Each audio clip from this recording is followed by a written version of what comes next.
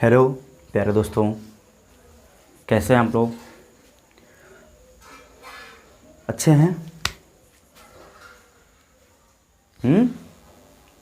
चलो, बहुत अच्छा। आप लोग अच्छे हैं तो हम भी अच्छे हैं। दोस्तों, एक बार फिर से आपका स्वागत है आपके अपने चैनल ह्यूमन्स ट्यूटोरियल पर। दोस्तों, यहाँ पर आज हम लोग बात करेंगे मौन संकल्पना, that is the mole concept. कि ये मोल संकल्पना या मोल कॉन्सेप्ट दोस्तों होता क्या है।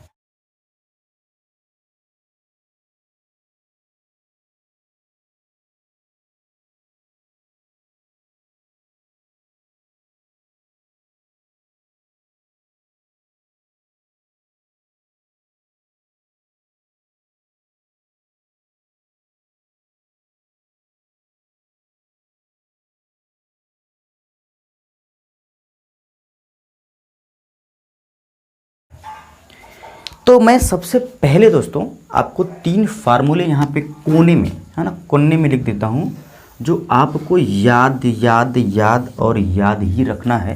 बाकी बहुत सारी बातें होंगी आपको समझ बनाने के लिए। मैं 3 फार्मूले लिखता हूँ। एक फार्मूला लिखता हूँ दोस्तों, मोल बराबर भार बटे अणु भार। एक फार्मूला लिखता हूँ, मोल बराबर कणों की संख्या बटे आवागेद्रो संख्या। ठीक है दोस्तों।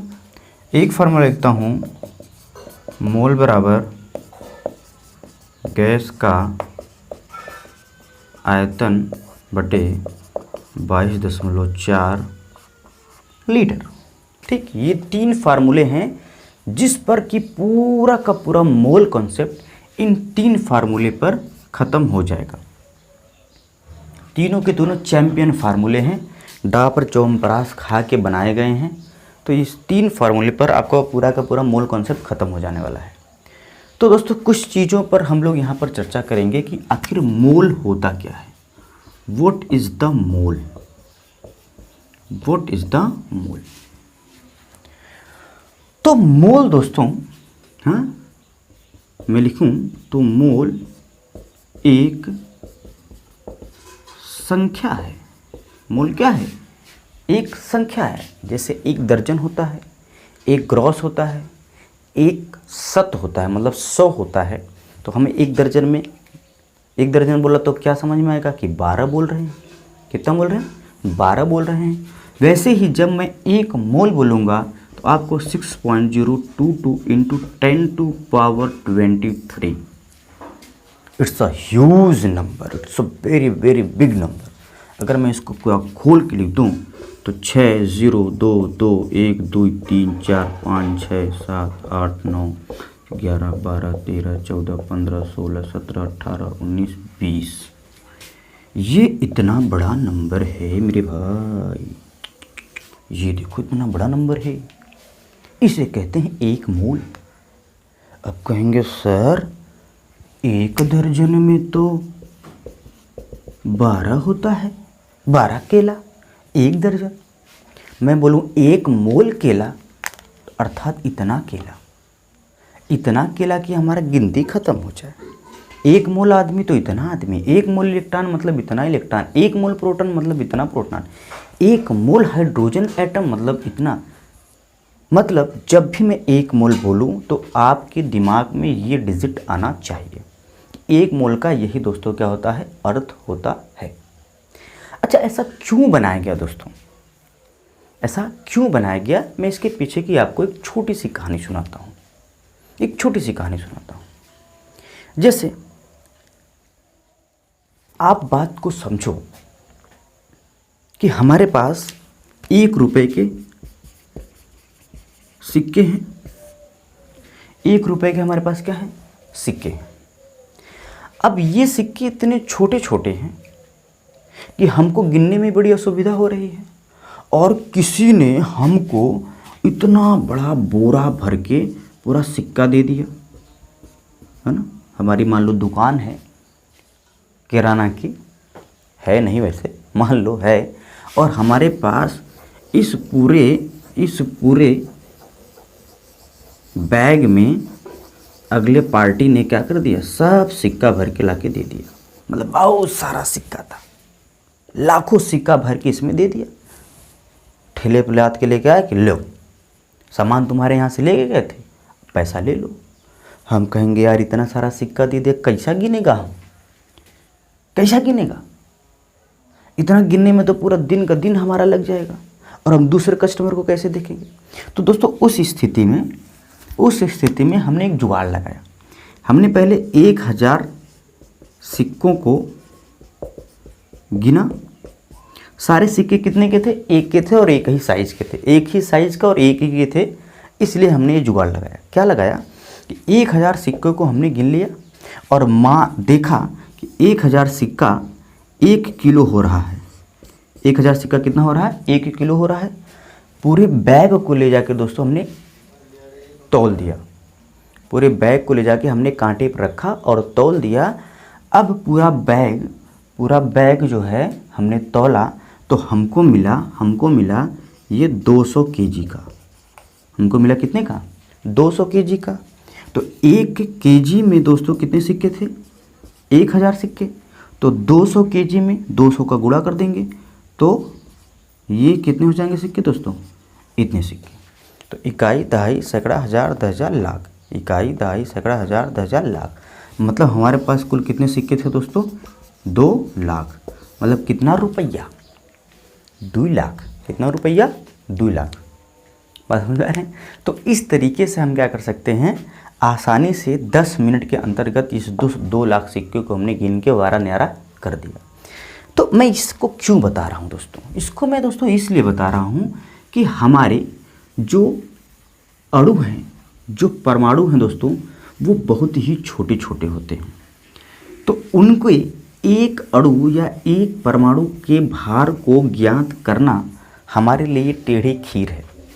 उनकी एक परमाणु या उनकी एक अणु का भार ज्ञात करना हमारे लिए टेढ़ी खीर है, हम उसको उठा ही नहीं पाएंगे।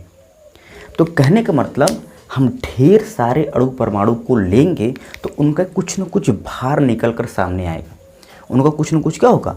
भार निकल कर सामने आएगा, तभी हम उसकी गणना कर सकते हैं। जैसे एक छोटा सा एग्जांपल मैं आपको देता हूँ कि जैसे हमारे पास एक छोटी सी ये टिकिया है दवा की। किसकी टिकिया दोस्तों? दवा की। इसमें जो मेन कंटेंट होता है जिससे हमको आराम होता है तबीयत को किसी भी बीमारी में, वो बहुत ही क्या होता है दोस्तों? छोटा सा होता है। शायद आपको दिख भी नहीं रहा हो, बहुत ही छोटा सा होता है, क्योंकि इतना ज़्यादा ही खा लिया तो ये तो खुद ही जहर है, मर जाएगा आदमी।